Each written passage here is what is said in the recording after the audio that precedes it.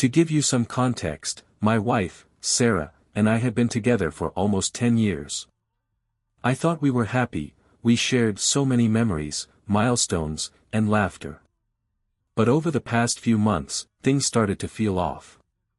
She'd grown more distant, quieter around me, and seemed more interested in her phone than in our conversations.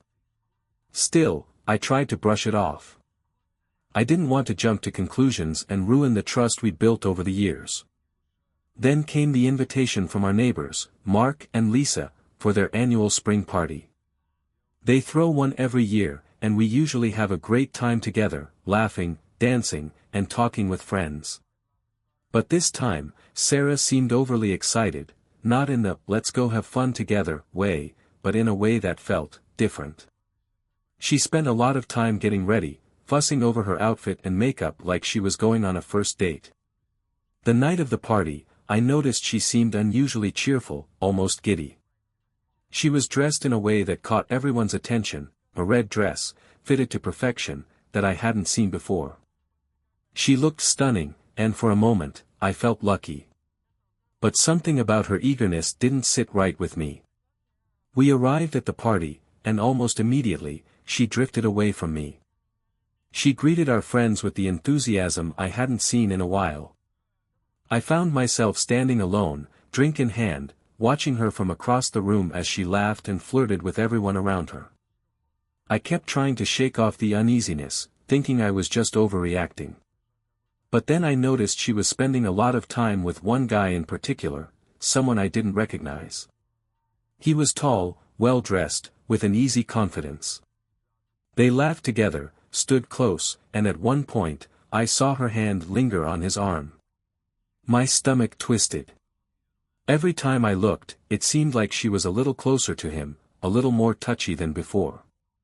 Throughout the night, I tried to join her in conversations, but she brushed me off, telling me she was catching up with people. When I asked her who the guy was, she shrugged, saying he was just a friend of Mark's.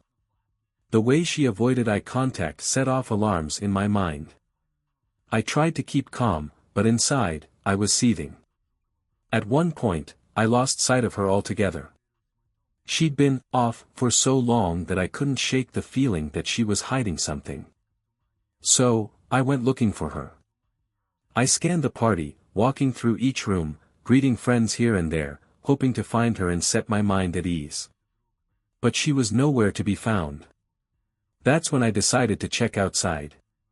Mark and Lisa's house had a big backyard with several hidden corners and even a small guest house.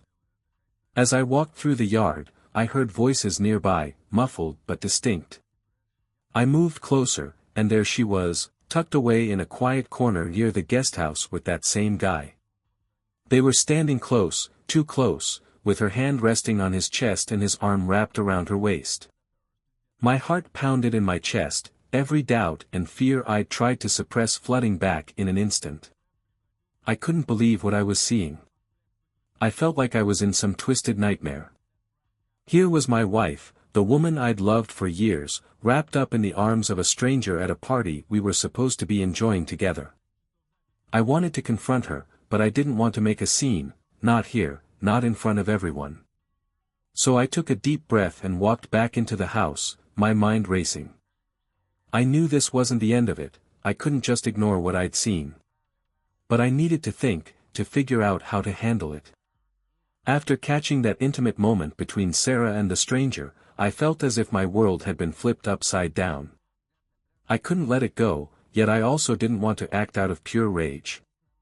I decided that once we were back home, I'd confront her directly, no room for excuses or explanations. I needed to know the truth. The rest of the party was a blur. I tried to act normal, smiling and nodding at friends as if nothing was wrong, but inside, my thoughts were spiraling. Every laugh, every casual look from her felt like a punch to my gut. She stayed outside with her new friend for another half hour before casually strolling back in, rejoining the crowd like nothing had happened. When she finally came over to me, she was all smiles, her face glowing in that carefree way I'd always loved. But now, that glow felt like an insult, a slap in the face. "Hey," she said, putting a hand on my arm. "You having fun?" Her tone was light, playful, like she hadn't just been in someone else's arms. I could barely keep my composure. "Yeah," I muttered, "fun." My voice came out colder than I intended, but she either didn't notice or chose to ignore it. She was on her phone most of the night, occasionally glancing up at me with a guilty kind of smile that only made me more suspicious. It was all I could do to not call her out right then and there. When we finally got home, the tension in the car was unbearable. She kept trying to make small talk, chatting about random things from the party, but I could barely respond. Every time she laughed or mentioned the night's events, I felt that pang of betrayal tighten in my chest.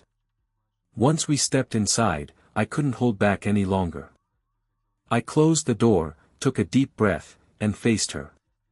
She looked up, eyes wide, as if she sensed what was coming. "Who was he?" I asked, my voice low and controlled, but barely. Her face went blank, then defensive, as if she hadn't been expecting a direct question. She blinked, feigning confusion. "What are you talking about?" she said with a forced laugh, trying to brush it off. But I wasn't about to let her dodge this one. "Not tonight. The guy you were with, near the guest house. I saw you with him, Sarah. I saw the way you touched him." My words hit her like a blow, and for a moment, I saw a flicker of guilt cross her face. But she quickly masked it with a look of indignation. "Oh, come on," she scoffed, crossing her arms. "You're blowing this way out of proportion. He's just a friend of Mark's. We were talking, that's all. You're being ridiculous." "Talking?" I could barely contain my anger.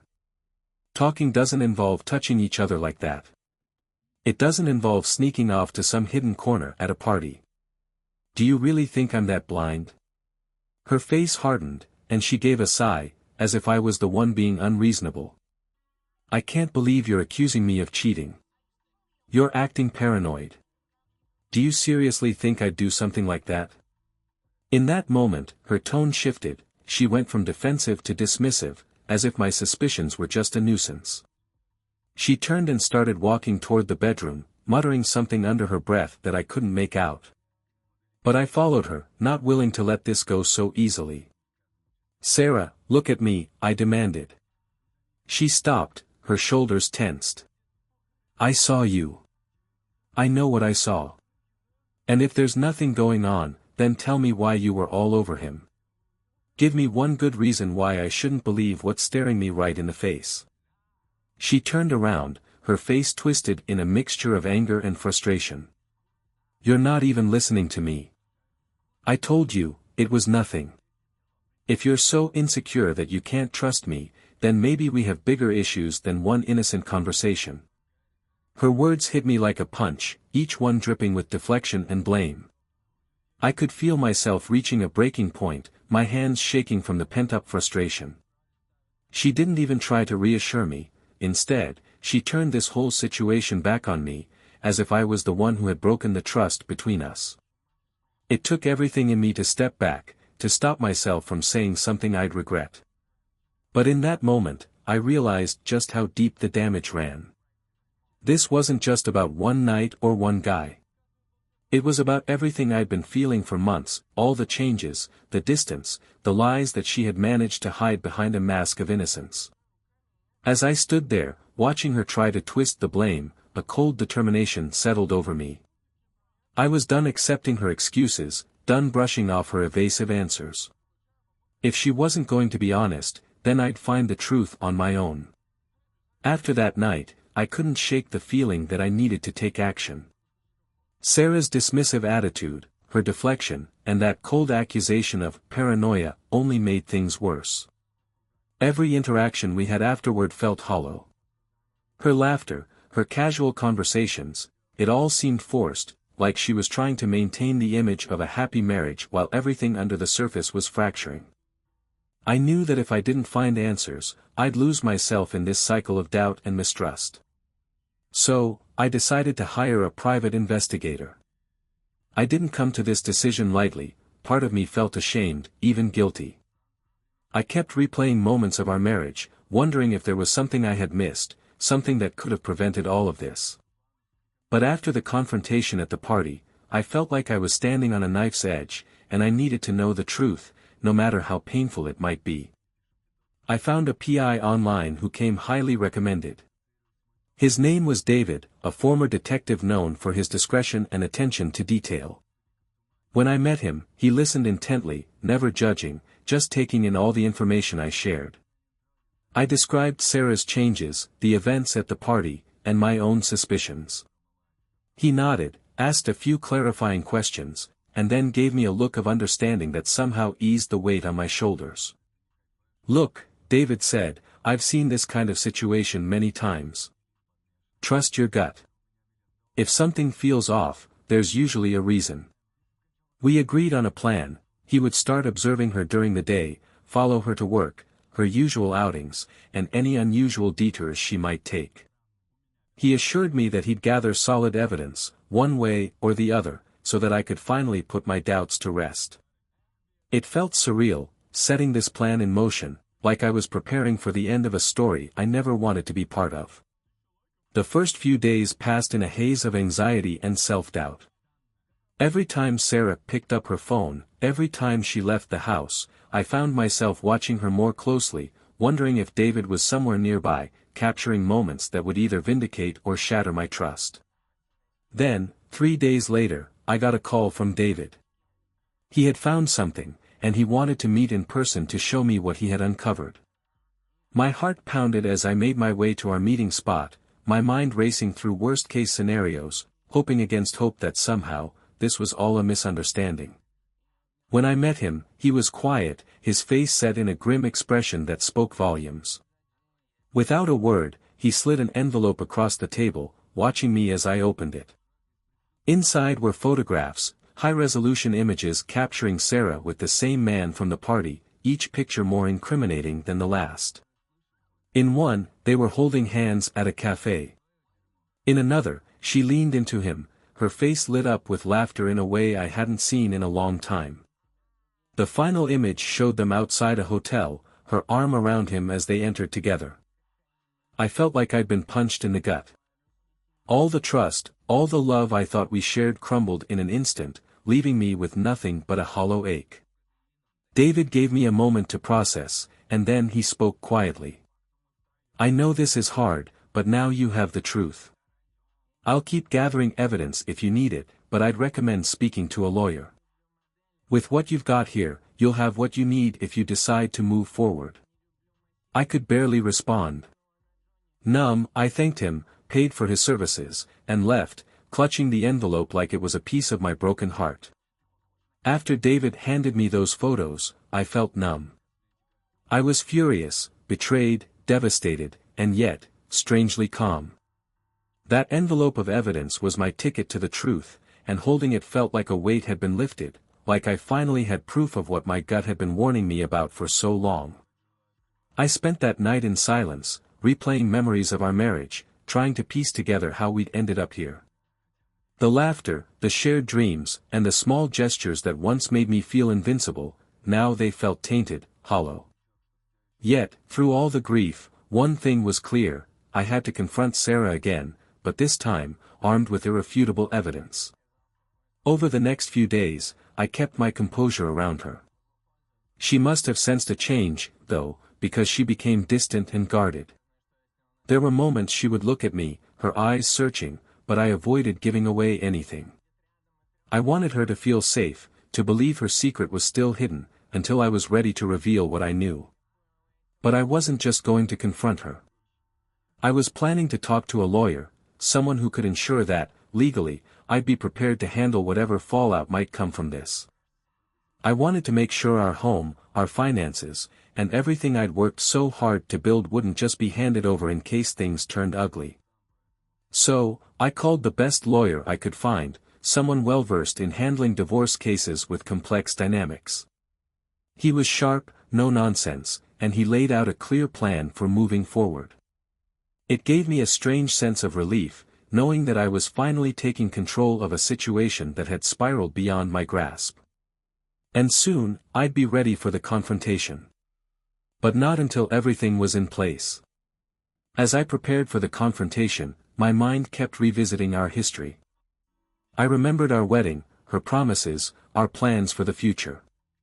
It was hard to accept that the woman who'd shared those dreams with me could betray them so easily. That weekend, I stayed distant, but Sarah noticed.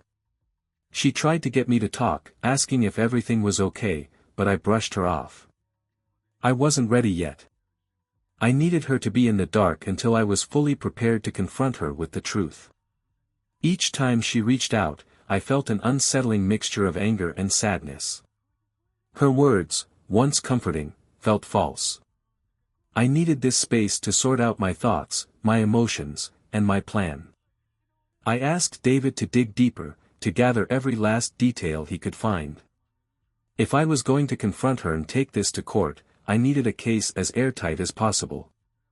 A few days later, David provided me with a second set of photos and more damning evidence, phone records, text exchanges, even receipts for hotel stays and dinners.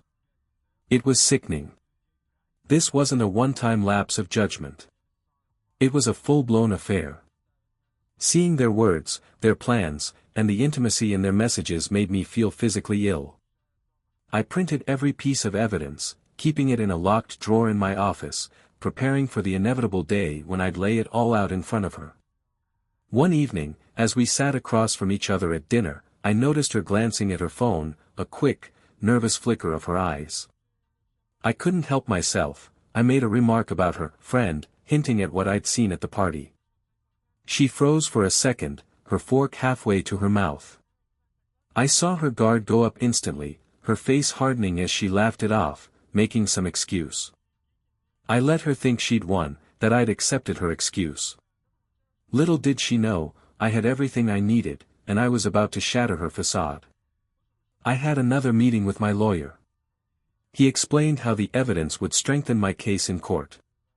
He advised me on property division, preparing for a custody battle if it came to that. It was surreal discussing the dismantling of our life together in such a cold, calculating way. Yet, the lawyer's clinical detachment gave me a sense of clarity. He assured me that with my preparation and David's evidence, I had a strong chance of coming out on top. It was now a matter of time. I planned the confrontation carefully. I wanted it to happen in our home, on neutral ground where I could remain calm. I'd arranged to meet with Sarah on a quiet evening, making sure there were no distractions. She noticed I was serious, her brow furrowing as I asked her to sit down with me in the living room. This was it, the moment I'd both dreaded and longed for. With the envelope in my lap, I looked at her and told her everything I knew. The photos, the hotel stays, the messages, I laid it all out, my voice eerily calm. I watched her face go pale, her mouth opening and closing as she tried to deny it, then shifting to anger as she accused me of invading her privacy. But I didn't let her deflect. I kept presenting piece after piece, forcing her to face the consequences of her betrayal.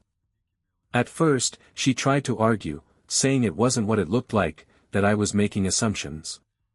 But when I showed her the text messages, she broke down, confessing in a flood of excuses and justifications. She blamed the distance between us, her loneliness, her stress. She tried to turn it back on me, as if I were somehow responsible for her actions. I just listened, feeling the anger bubble up again as she deflected and rationalized, refusing to take full responsibility. As Sarah kept making excuses, saying that her actions were because of the distance and loneliness she felt, I felt an internal shift. It was as though a veil had lifted, and I saw her in a way I'd never allowed myself to see before. Her words were not those of a remorseful partner but rather of someone who refused to take responsibility for the hurt she'd caused. She'd tell me things like, "You were so busy with work," or "I didn't think you'd notice because you seemed so distant," trying to paint her betrayal as an unfortunate outcome of her feeling neglected. But the reality was that I had been there for her, I had loved her, sacrificed for her, and thought we were building a life together. If there were issues in our marriage, I would have wanted to work through them, not abandon ship the way she had. This wasn't about us anymore, it was about her. Her choices were her own, and her attempts to make me feel complicit only further clarified what I'd suspected. She wasn't interested in fixing things, she was interested in absolving herself. As she spoke, I felt a surge of clarity. I wasn't the one who needed to bend over backward, wasn't the one who'd made the choice to lie and deceive. I'd done my part in this marriage, I'd given it my all. With that realization, I felt a surge of peace, a sense of calm washing over me. I didn't need her validation, her approval, or even her apology. What I needed was a fresh start, one where I could reclaim the life she had tried to destroy. The next day, with that clarity in mind, I drove to my lawyer's office with a sense of determination that I hadn't felt in months. I walked through the doors, head held high, knowing exactly what I needed to do. My lawyer was ready, having prepared all the necessary documents for filing. The look in his eyes as he handed me the paperwork was one of understanding. He knew the strength it took to be here, to take this step, and I could feel his support without a single word needing to be spoken. I remember signing each page with a steady hand, each stroke of the pen feeling like a release from the weight I'd been carrying for so long. Page by page, I let go of the hopes and dreams I had for us, replacing them with a vision of a life free from betrayal and deceit. It was painful, yes, but it was also freeing. When I finished, my lawyer shook my hand firmly, reminding me that this was only the beginning of my journey forward. Later that day, the reality of what I'd done began to sink in. Sarah tried to contact me multiple times, each message more desperate than the last. She even came to my office, waiting for me in the lobby and causing a scene, but I stood firm. I walked past her without looking back, not willing to give her the satisfaction of an explanation. She'd lost that right the moment she chose to betray our marriage. I kept reminding myself of the evidence, of the pain, of her lies, to resist the urge to let her back into my life. With the divorce set in motion, I felt a sense of unfamiliar freedom. Each day, I reclaimed a little more of myself, pieces of me that had been buried beneath the weight of our broken relationship. I started taking time to invest in things I loved, hiking on the weekends, spending time with friends I'd lost touch with, and even picking up my old guitar, something I hadn't played in years. It felt strange at first, being alone with my thoughts, but the silence was a welcome reprieve. Friends and family rallied around me, offering support and encouraging me to move forward. They reminded me of my worth, helped me laugh again, and showed me that life still had so much to offer. One friend in particular, a close buddy from college, became my sounding board, listening without judgment as I processed everything I'd gone through. He reminded me that healing was a journey, and that I didn't have to rush it. At night, I would sometimes feel the ache of loneliness creep in, a reminder of the life I'd once shared with Sarah. But over time, those moments became less frequent. Instead, I began to fill those hours with things that truly brought me joy, exploring parts of myself I'd neglected. Each step forward was a victory, a testament to my resilience, and a reminder that I could rebuild my life on my own terms. When the final paperwork came in the mail, officially ending my marriage, I felt a bittersweet wave of relief. It was done, legally, emotionally, and mentally. I had closed a chapter of my life that, for so long, I thought would be my forever.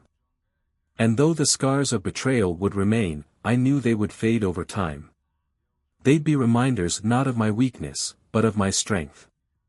That evening, I stood in my empty living room, taking in the silence and feeling a strange mix of sadness and liberation. The memories that once haunted these walls now felt like echoes, distant and faded.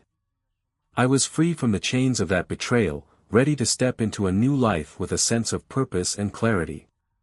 Looking back, I realized this experience had been a crucible, one that tested me in ways I never anticipated. But I emerged from it with a deeper understanding of who I was and what I deserved. I knew that love, if it were to come again, would have to be built on a foundation of honesty and respect. And until then, I was content with the newfound strength and resilience that this journey had revealed within me. For the first time in a long time, I felt hopeful. I was no longer defined by someone else's choices, no longer held back by the pain of betrayal. I was moving forward, step by step, into a future that was mine alone.